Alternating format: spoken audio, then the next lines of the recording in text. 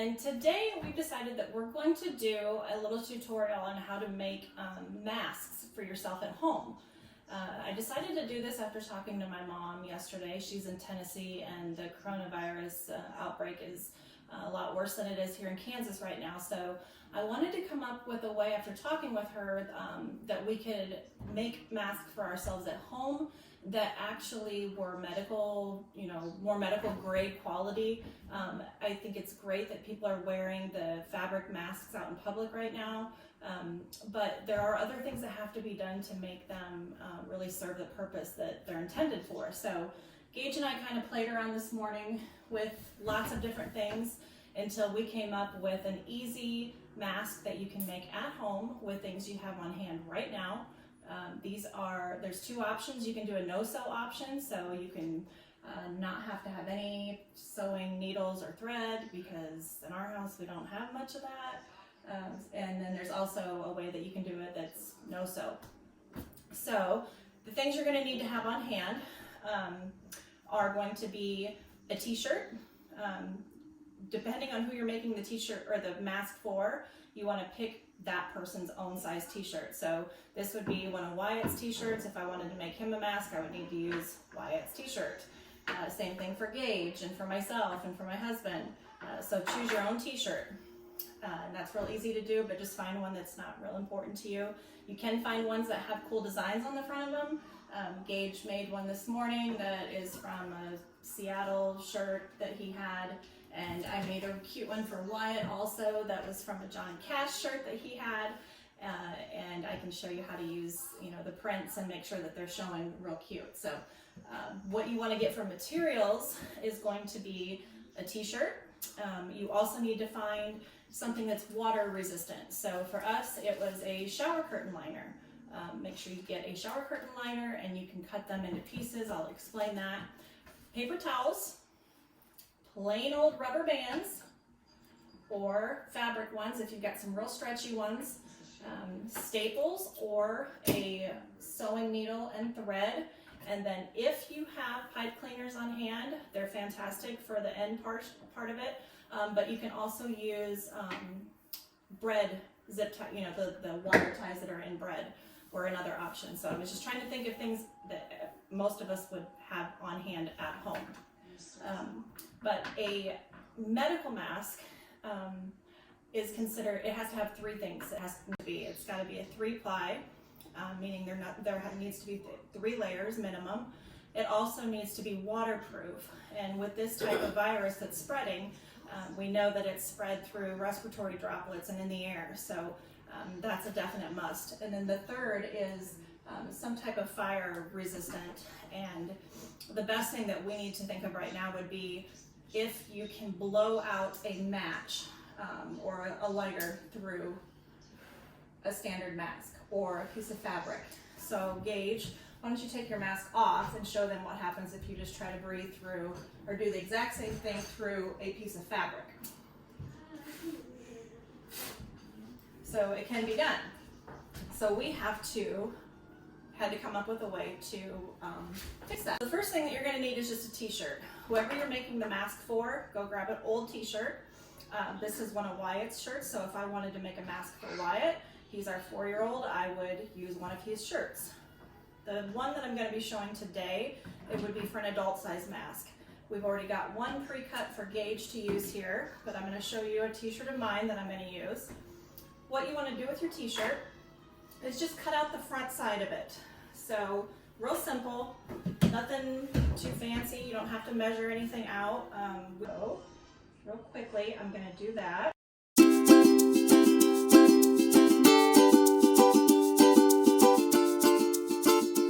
Now I'm going to hold up. We both have 2 perfect squares, or rectangles, I guess they would be. Yeah. Okay, if you're using one, I made one for Wyatt that was actually out of one of his Johnny Cash shirts, and he wanted the print on the front. So if you have a special shirt and you want to make a cool mask, make sure that you put the print side down on your table. So, Gage, you've got a little bit of print on yours, don't you? Mm-hmm. Okay. So next step is going to be, you're just going to fold this piece of fabric up into like an accordion style, and you want it to be about a 1-inch thick accordion. or just think of like the old paper fans that we used to make as kids. So you're going to go ahead and do that with the entire piece of fabric.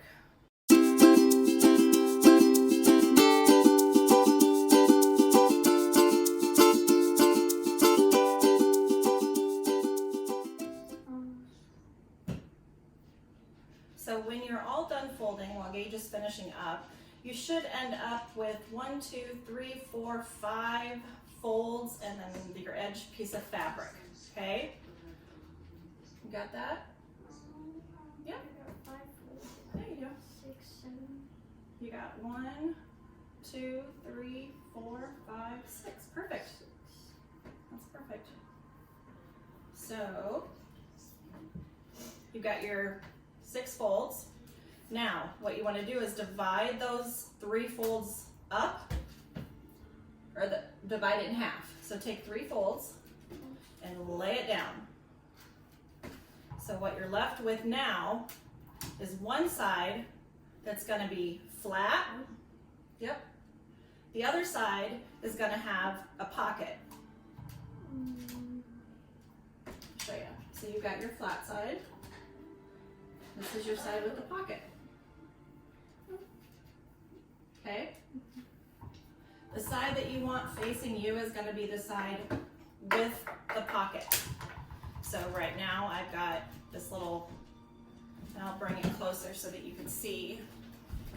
So this side is flat. This side is where my open folds are, and I've got my pocket. Okay? Great. All right, so next, you want the flat side facing down towards, or I'm sorry, facing up, so that the folds are up towards you, like this side. Okay, you're gonna flip yours over though. There you go. Okay, next thing that you're gonna need is 2 rubber bands. Okay, we played around with this quite a bit. We had rubber bands with the fabric around them, regular rubber bands. We found that the most stretchiness is just with a plain old rubber band, unless you've got some really stretched out fabric ones, and we did not. These are newer ones, so they're way too tight. So take 2 rubber bands, and what you're gonna do is put your fabric in on each end around the rubber band.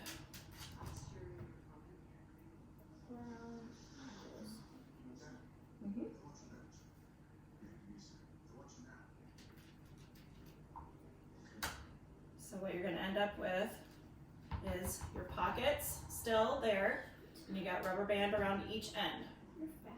Now this is where the no sew option comes in, or if you are a sewer, you can easily do this, but you want to fold over your end, and you can either sew or you can staple. And you're going to want to go along your fabric and staple. The one that we're doing right now is just going to be the easy, quick stapling option, okay? So that when you're done, is Wrigley playing the ball below us? Our golden doodle Wrigley is at our feet playing with the ball, so if you hear some banging around, she stays pretty close to us. The best way is to do 3 across, and then I stapled 1 on the top and 1 on the bottom, and that really kind of held everything together.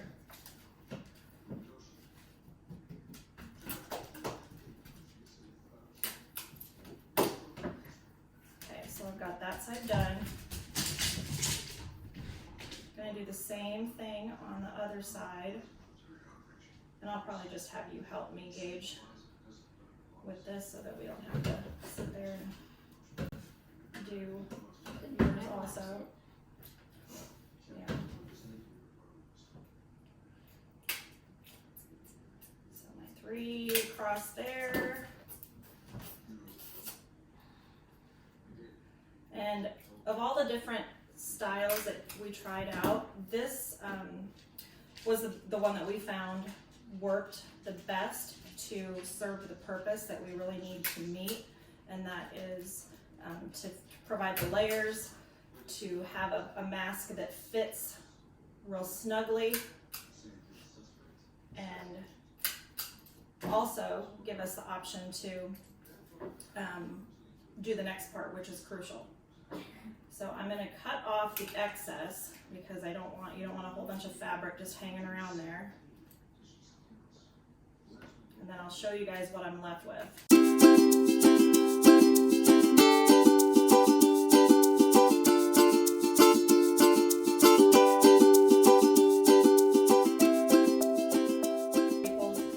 The option would be to sew this along the rubber band. But what you're left with is you folded the fabric over your rubber band, stapled it, and now you've got your ear loop on each end. And I still have my pocket right here, and I'm going to show you guys what we're going to do with that here in a second.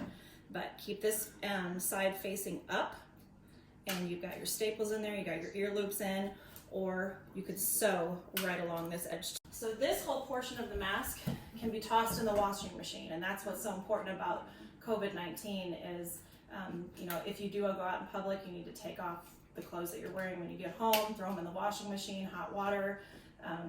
Our family, I have the kids and I, or my husband, if we have to go out for anything, we rinse with original Listerine when we get home, because the coronavirus is known to kind of linger in the mucosa of your mouth for about 3 days and then settle in the back of your throat. So there's been some studies that were done on rinsing with Listerine, and it has to be the nasty brown stuff. And gurgling with that, and then that'll hopefully try to kill some of the virus before it enters into your respiratory tract. So as Gage is finishing up, so now that we've got this portion all done, we've got our ear loops on, now comes the handy part.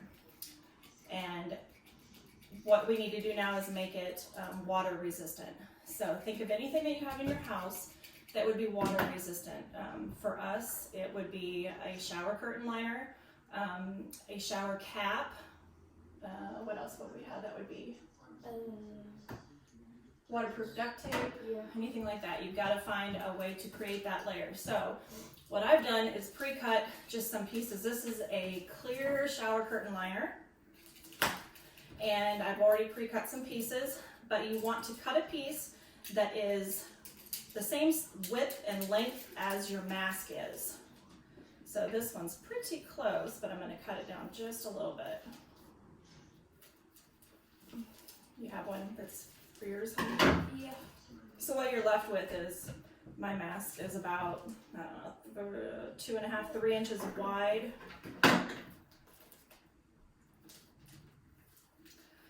And then second part is going to be the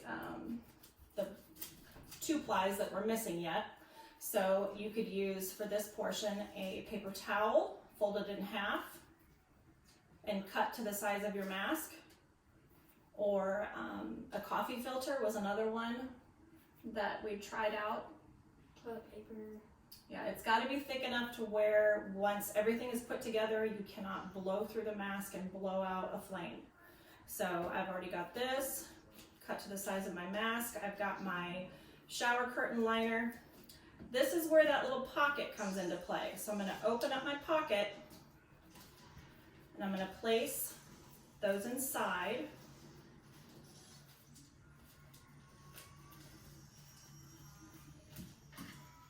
And I would recommend just having several cut up and ready, so that if you do have to go out, which obviously we're recommending that don't go out unless you absolutely have to, but if you do, when you get home, this portion of the mask can be thrown away. So put your paper towel or coffee filter and your shower curtain or shower cap, whatever's waterproof. Waterproof layer goes first, then the cotton or the other layer on top of that. And the last piece of this is going to be, which we happen to have pipe cleaners here at the house because we've got 4 kids. But another thing that I thought of you could use would be the twist ties from Bread. Anything that's going to give you a wire. Because what you want to do is in these masks, the top fold that you have, right here, you want to place a pipe cleaner or something inside of that fold. And what that's going to do is allow you to have that portion where you can push down and get the mask to fit against your face. Because if you just have a flimsy mask on, it's not going to fit to your face. It's really not serving much of a purpose. So you can use 1 or 2 pieces. I think for adults, I felt like it was a little sturdier with 2 pieces. But again, I'm used to wearing masks a lot, so I know how they should feel and fit and things like that. So, good job, bud. And these are so easy to make that, I mean, Gage is, we've kind of figured it out together, but we even had Wyatt making these with us. And it's something fun that you can do with your kids. They can pick out their t-shirts they want to use. And, it's a way to teach the importance of safety during these trying times that we're all going through. And One thing I'll do is I'll staple it right here. So yeah, Gage was just mentioning that you could staple the pipe cleaner in to hold it in place. The only thing with that is I don't know how it would go through the wash. But so when you're done, you've got inside your little mask, you've got your layered shower curtain layer, you've got your paper towels, 2 layers there. And then in your top fold right here is where I've got my pipe cleaners. So you've got your whole mask put together. Did you put yours on already? yeah. So you're gonna loop it around your face. Now these are trifolds, so you can stretch them out as far as you need to. And then with your pipe cleaner, you're gonna fit them around your nose. Okay? Yeah. Yeah. Well, you should try on your other one that we made for you with your t-shirt. Yeah. This one's And with this,